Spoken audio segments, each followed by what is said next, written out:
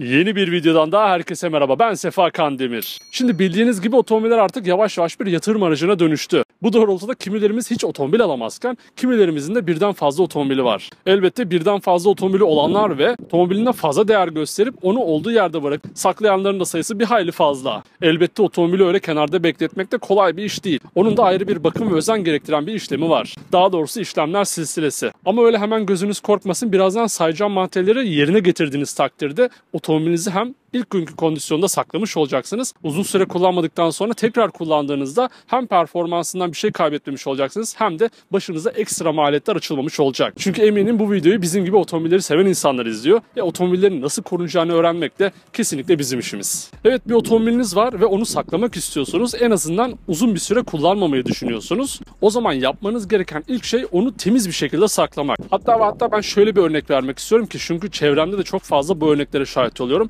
Mesela sıfır bir otomobili bayiden direkt alıp otoparka koyup ya da evinin önüne koyup aylarca bekletip değer kazandıktan sonra satan insanların sayısı da fazla. Şimdi otomobiliniz sıfır dahi olsa bu otomobili aldıktan sonra onu önce bir güzelce yıkattırıp ardından imkanınız varsa seramik kaplatmak saklama işleminin ilk sırasını oluşturuyor. Neden diye soracak olursanız birazdan bu kapalı ve açık otopark kısmına tekrar geleceğim ama örnek vermek gerekirse kapalı otoparklarda o üzerine sinen toz zamanla arabanın yüzeyine yapışıyor ve daha sonra siz onu çıkartıp güneşin altında ya da herhangi bir yerde beklettikten sonra yıkasanız dahi çıkması zorlaşıyor. Bu da boyanın kalitesine zarar verdiği gibi aracınızın da değerini düşürür. Tabii bu park işlemi büyük şehirlerde o kadar da kolay değil. Bunu hepimiz çok iyi biliyoruz. İki tane alternatifiniz oluyor. Ya mahalle aralarına park edeceksiniz ya da şu anda bulunduğumuz bir yer gibi otoparklara park edeceksiniz. Burada da şöyle bir handikap ortaya çıkıyor. Birçok kimse otopark maliyetleri yüzünden kapalı otoparkları kullanmak istemiyor. Velev ki böyle bir düşünceniz var ve açığa park etmek zorundasınız. O zaman da yapmamanız gereken ilk şey bir ağacın altına park etmek. Çünkü eminim arabası olan ya da olmayan herkes bunu gözlemlemiştir. Ağacın altına park ettiğiniz zaman o üzerine yağan reçine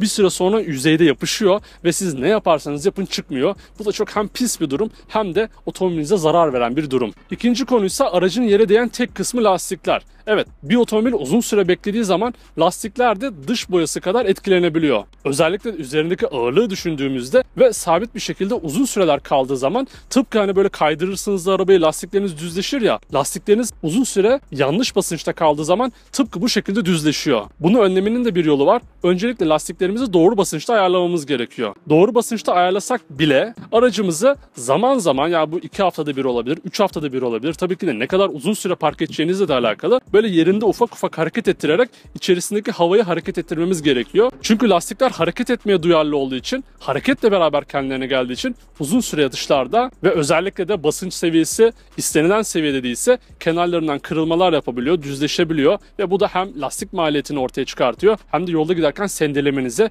ve herhangi bir kazaya sebep olabilir. Evet, bir sonraki dikkat etmemiz gereken şey ise eminim birçoğumuzun aklına dahi gelmemiştir. Uzun süre bir otomobili kullanmadığımız zaman yaptığımız ilk şeylerden bir tanesi nedir? Arada bir otomobilin yanına gelip otomobilin kontağını açıp kapatmak. Böyle de hani işlerde birazcık da bekledikten sonra otomobili tekrar kapatıp beklemeye bırakıyoruz. Fakat bir şeyi atlıyoruz aslında. O da el freni. Eğer ki imkanınız varsa el frenini hiç çekmeden sadece takozlar koyarak bekletmek en mantıklısı. Fakat hepimizin böyle bir imkanı yok. Dediğimiz gibi sokak aralarına park edebiliyoruz ya da otoparklarda el frenini çekmeden bırakmak da büyük bir tehlikeye neden olabilir. Böyle bir durumda da el freni sürekli sıkılı kalacağı için balatada bir zamandan sonra hareket etmeye balata ile frenler birbirine yapışmış oluyor. Ve siz artık o günü gelip de otomobili yerinden hareket ettirmeye çalıştığınızda bu birbirine yapışan balatalar zorlanıyor. Ardından siz onları ayırdığınızda ise orada kalıntılar bırakarak hem fren maliyetini ortaya çıkartıyor, hem performansı kötüleştiriyor, hem de canımızı sıkabiliyor. Böyle bir duruma sebebiyet vermemek için de lastiklerin havasını nasıl ki yerine gelsin diye ileri geri hareket ettiriyorsak,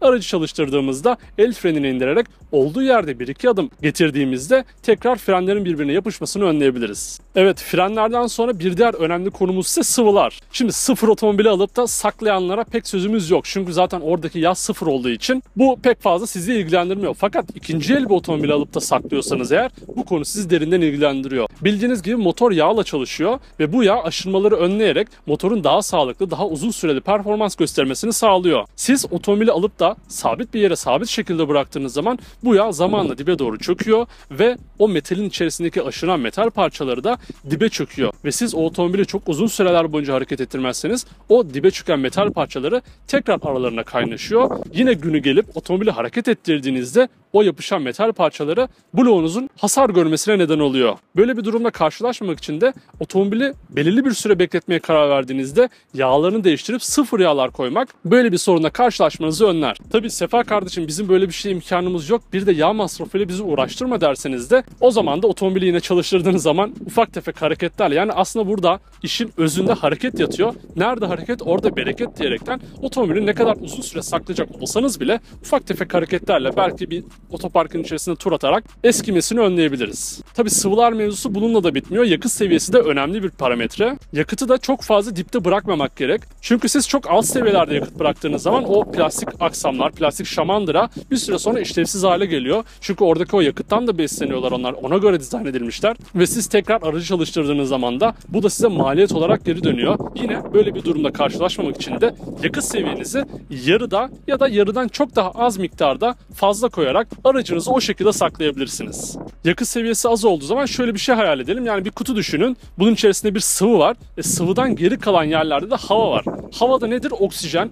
Oksijen de oksitlenmeye neden olduğu için bu da zamanla yakıt tankınızın içerisinde oksitlenmeleri ve delinmeleri neden olabilir. Böyle bir şeyle karşılaşmamak için de yakıt seviyesini en az yarı ya da yarıdan birazcık daha fazla yaparak bu sorunun üstesinden gelebilirsiniz. Tabii yakıt mevzusu bununla da bitmiyor aslında. Tamam, yarıya kadar getirdiniz ama yakıt petrolden işlenerek üretilen bir kimyasal ürün olduğu için de onun da bir raf ömrü var. Bu da benzin için 30 gün olarak belirlenmiş. Yani 30 gün sonra bir benzini beklettiğinizde o artık bayatlamaya, eski performansını göstermemeye başlıyor. Peki böyle bir durumda ne yapacağız? Biz bu yakıtı çöpe mi atacağız derseniz hayır. Piyasada satılan ve adına stabilizatör adı verilen katkılarla benzini tekrar eski, taze haline getirmek mümkün. Tabii bu reklam ya da sponsorlu bir ürün değildi fakat teklifleri de açığız. Yatırım için otomobil alanlar ve birden fazla otomobil olanları yakından ilgilendirip otomobil sahibi olmayanlar ve bir gün otomobil sahibi olma hayali kuranlar için muazzam bir videonun sonuna geldik. Elbette otomobili saklamayla alakalı daha bir sürü detay var. Peki sizin aklınıza gelen ya da uyguladığınız başka saklama yöntemleri var mı? Onları da yorumlar kısmında birlikte tartışabiliriz. Ayrıca sonraki videolardan anında haberdar olabilmek için kanalımıza abone olmayı, videoyu beğenmeyi ve sevdiklerinize paylaşmayı unutmayın. Bir sonraki videoda görüşmek üzere. Kendinize iyi bakın. Sağlıcakla kalın.